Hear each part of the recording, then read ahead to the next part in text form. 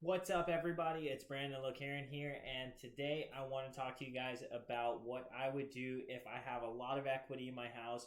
And I just want to go through a real life scenario that a client that came to me, they had a ton of equity, and I want to show you exactly what I told them to do. And this is exactly what I would do in their position to help them buy more real estate, to grow their wealth through real estate, and help them kind.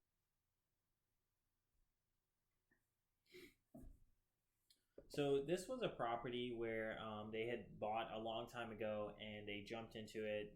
They came to me and they were like, "Hey, Brandon, we really want to grow our wealth through real estate so that we can have a great retirement." So one of the first things that I asked them to do was, ask them how much they owe, right? So they owed about $160,000. Now, when you see the value in this house, you'll see how much equity they have. Their value was about $400,000. And essentially, like, I want to run through the formula of what it takes to get a HELOC and where most banks go. So if you go to a local credit union, they're going to essentially allow you to go to a maximum LTV, loan to value, of about 90%, sometimes 95%. And if you go to, if it's an investment property, generally they don't want to see you have more than 80% loan to value. So because they currently lived in this house, we were able to go to 90%. And I recommended that they go with a local credit union because generally the decision makers are at their desk there, and they're able to make quicker decisions and decisions that generally benefit the family more compared to like a bigger bank like Truist or Bank of America or JP Morgan Chase. Those banks are they just don't really care about the local economy, in my opinion. So that's why I prefer to go local banks, because they will have your best interest at heart, because they want to make an impression. They want to kind of generate this local economy, and it really helps when they're lending money locally. Because big banks, like, yes, they're there and a lot of money goes through them, but they generally, to me, don't really help the local economy because the money is just all above us, right? It's just flowing through there.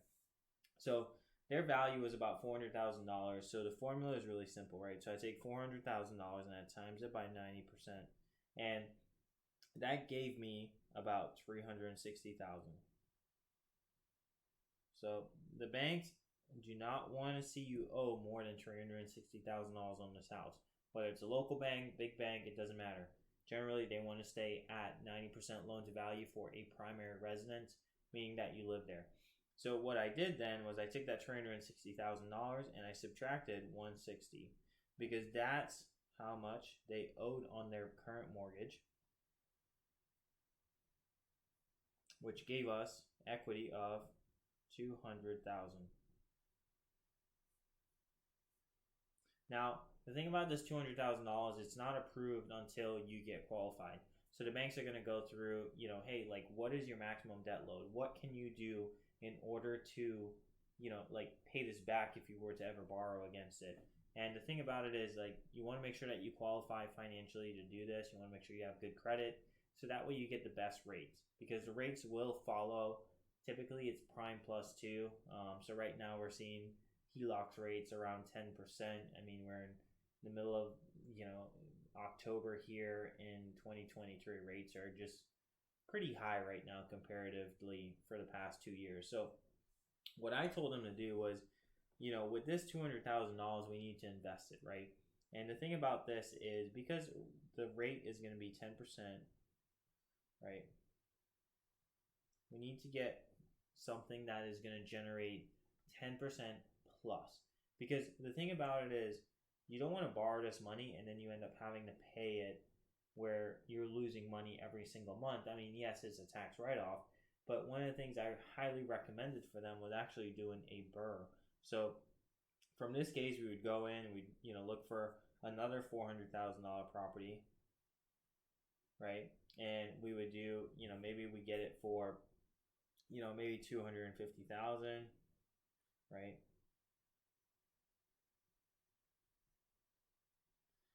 And we would put some money into it. We'd probably put about 50K into it, and then we would do a cash out refi. So on this one again, so we do 400 times 0.8, or maybe you get 0.75, because when you do an investment property, the banks are going to want to see that you have more equity to play with, especially right now with the way the markets are at. So then you get back 300,000. So then you go back, you pay off the original down payment from the HELOC, and you pay off your original loan balance, and then you're back to square one again. You still have this $200,000 available to you that you can use. And this is a really simple way, and a lot of people are sitting on so much equity and they don't know what to do with it. This is like sitting on cash. To me, while your house is not being devalued, the value of the dollar is being devalued. So if you're able to utilize some of that equity to create wealth and start building up additional assets that continue to grow in wealth, to me, that's the best option that you guys could do, especially when it comes to building that generational wealth for the tax benefits and so many more advantages that real estate give us. So thank you guys for watching. I hope this was helpful. Now you know what to do when you're doing HELOC or how to do your rough calculations. Hit that subscribe button below. I'd love to see you guys on my next video, and I'll take care, and we'll see you guys soon. Bye-bye.